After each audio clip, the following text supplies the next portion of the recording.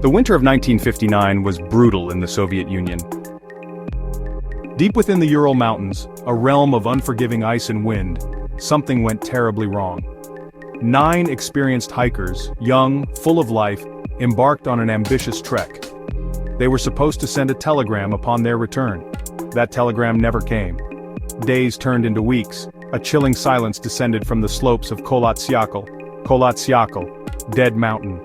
The world was about to be confronted with a mystery so profound, so utterly baffling, that it would echo through the decades. A cold case that refuses to thaw. What happened to these 9 souls? This question has haunted investigators, adventurers, armchair detectives for over 60 years. It's a story that starts with courage and ends in inexplicable terror. The hikers ventured into a wilderness that few dared to challenge, especially during the harshest season. Their goal was straightforward, their skills were proven, but the outcome was anything but ordinary.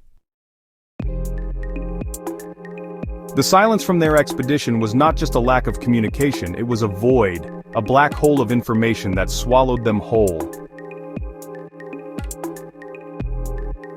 Leaving behind a trail of terrifying contradictory clues that defy simple explanation. The search began when their scheduled return date passed with no word. Families grew frantic.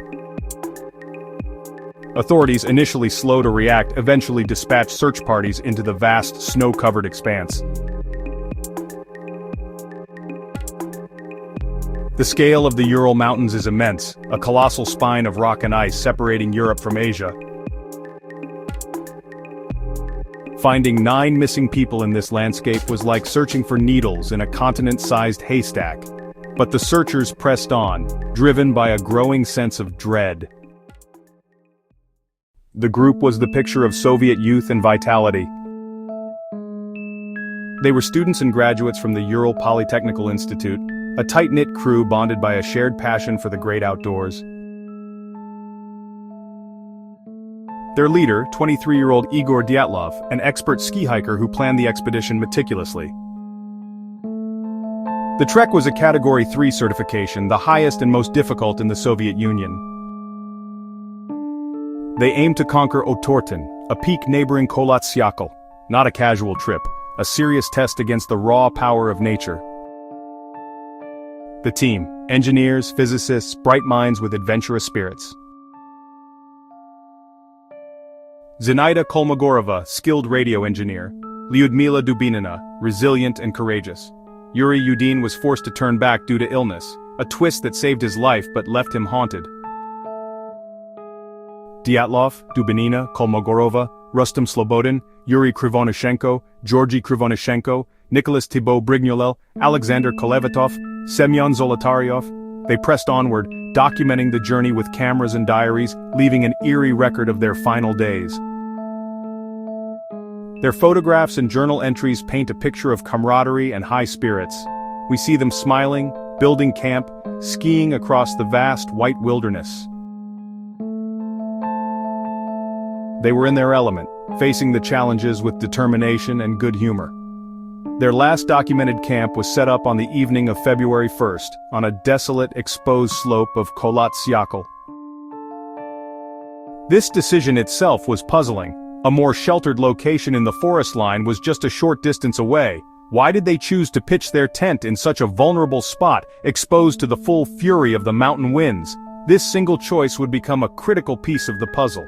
It suggests they either felt no immediate threat or were stopped by something that made moving further impossible. Their journal entries from that final day give no hint of trouble. Everything seemed normal. But as darkness fell over the dead mountain, an unseen force was about to descend upon their camp, turning a grand adventure into a desperate and ultimately fatal flight into the freezing night. On February 26, 1959, the search party finally stumbled upon the first sign of the missing group. It was the tent, pitched on the windswept slope, nearly buried in snow. The scene was bizarre and immediately alarming. The tent was sliced and ripped open from the inside, a clear sign of a frantic, desperate escape. They had cut their way out and fled into a blizzard at minus 30 degrees Celsius. What could have scared them so badly? Inside the tent, all their belongings were left in an orderly fashion: their boots, warm clothing, food, navigational equipment. The discovery was chilling. They ran out barefoot or in socks, inadequately dressed. Searchers followed 9 distinct footprints toward the tree line, no signs of a struggle. They walked away calmly at first, then broke into a run as they descended. The first 2 bodies, Yuri Krivonishenko and Yuri Doroshenko, were found about a mile away beneath a large cedar tree. They were stripped down to their underwear. The cedar's branches were broken up to 15 feet. Someone may have tried to climb it. A small, hastily built fire pit was nearby, but the meager fire couldn't save them. Hypothermia, official cause. 3 more bodies were discovered between the cedar and the camp: Igor Dyatlov, Zenaida Kolmogorova, Rustam Slobodin. They appeared to have been crawling back toward the tent. They died of hypothermia. Slobodin had a fractured skull. It was a strange injury, but not necessarily fatal. The real shock came 2 months later. The remaining 4 hikers were found buried under 13 feet of snow in a ravine. Their injuries were horrific. They had suffered massive internal trauma, like a car crash, yet showed almost no external wounds. For decades, the most accepted scientific explanation has been the avalanche theory. Proponents suggest that a slab avalanche struck the tent. A slab avalanche is a snow slide where a large plate of snow breaks loose. The weight of the snow would have caused initial injuries and panic. Buried and disoriented, the hikers would have had no choice but to cut their way out of the tent to avoid being suffocated. This would explain the ripped tent and the desperate flight. The immense pressure from the snow could also account for the severe internal injuries seen on the last 4 bodies found in the ravine. This theory gained significant traction with a 2021 study published in Nature. Researchers used advanced computer models. They even incorporated animation code from Disney's Frozen into their simulations. They concluded a combination of factors could trigger a delayed small-scale slab avalanche hours after the hikers had settled in for the night. The angle of the slope, the way the hikers had cut into the snowpack to set up their tent, strong katabatic winds piling up snow above them. This provides a plausible step-by-step sequence of events driven entirely by natural phenomena. However, critics of the avalanche theory point to several inconsistencies that are hard to ignore. The search party found no obvious signs of an avalanche when they discovered the site. The tent was partially standing, not flattened. The footprints leading away from it were clear, not buried under debris. Experienced mountaineers argue that the slope's angle was not steep enough for a significant avalanche. Furthermore, why would the hikers run a full mile downhill away from their gear and shelter? Standard procedure for avalanche survivors is to dig for their equipment, not abandon it completely. The injuries also present a problem for this theory. While a snowslide could cause crushing force, the pattern of injuries was peculiar. Lyudmila Dubinina had multiple broken ribs. Semyon Zolotaryov had multiple broken ribs. Nicholas Thibault Brignolel had a massive skull fracture. How could an avalanche be so selective, delivering such different types of trauma to people who were supposedly lying side by side in a tent? The lack of external damage is another sticking point. These weren't the kind of injuries you'd expect from being tumbled in snow and ice. The avalanche theory is logical, but for many, it just doesn't quite fit all the jagged pieces of the puzzle.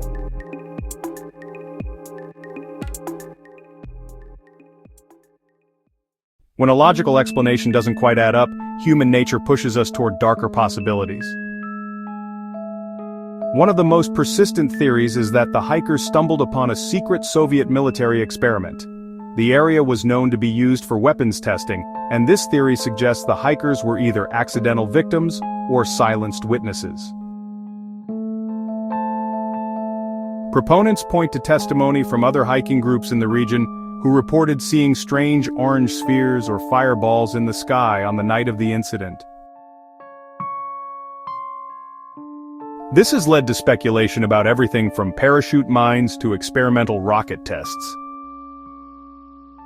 The severe yet externally clean injuries on the final 4 bodies are often cited as prime evidence for this theory. Such trauma, some argue, could be caused by a concussive blast from a pressure-based weapon. The fact that some of the victims' clothing was found to have low levels of radioactivity has only fueled these suspicions. Was the Soviet government testing something new and terrifying in the remote Urals, and the Dyatlov group just happened to be in the wrong place at the wrong time? A subsequent cover-up would explain the vague and hasty conclusion of the original 1959 investigation, which simply stated the hikers died from an unknown compelling force. Despite its thrilling narrative, the military cover-up theory is built largely on speculation and circumstantial evidence. No concrete proof of a weapons test in that specific area on that night has ever been uncovered from declassified Soviet archives. The fireballs could have been meteorites or even the launch of an R-7 intercontinental ballistic missile, which was known to occur in the region but not necessarily close enough to cause harm. The radioactivity on the clothing was found to be minor and could be explained by thorium from camping lanterns or residual fallout from global atmospheric testing common in that era. Furthermore, if the military wanted to eliminate witnesses, there were far more efficient ways to do it. The scene left behind was messy and confusing, hardly the work of a professional cleanup crew. Why leave a trail of bodies in a camp full of evidence? And why would the government allow a public search and investigation, however flawed in the first place? While the idea of a Cold War conspiracy is tantalizing, it raises more questions than it answers. It remains a powerful part of the Dyatlov legend, but one without the hard evidence needed to make it a definitive solution.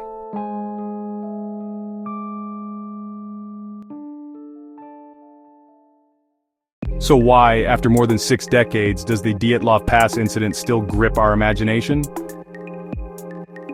The story endures because it exists in a perfect storm of mystery. It has just enough evidence to fuel endless debate, but not enough to provide a conclusive answer. Every clue is a paradox. The hikers fled their tent in terror but walked calmly away. They suffered injuries like a car crash but had no external wounds. They were experienced experts who made seemingly novice mistakes. Each fact is a breadcrumb that leads not to a solution, but to another, deeper question, pulling us further into the labyrinth. The mystery taps into a primal human fear, the fear of the unknown. It's a story about the fragility of our existence when faced with forces beyond our comprehension. A freak of nature, a secret government plot, something truly otherworldly. The result was the same. 9 capable human beings were completely and utterly overwhelmed. The abandoned tent ripped from the inside serves as a powerful symbol, a thin wall of canvas breached by an inescapable horror, forcing them out into the deadly cold.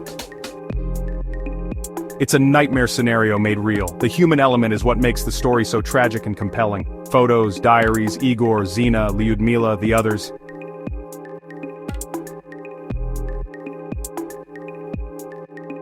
They aren't just names in a cold case file, they were vibrant, intelligent young people with their whole lives ahead of them.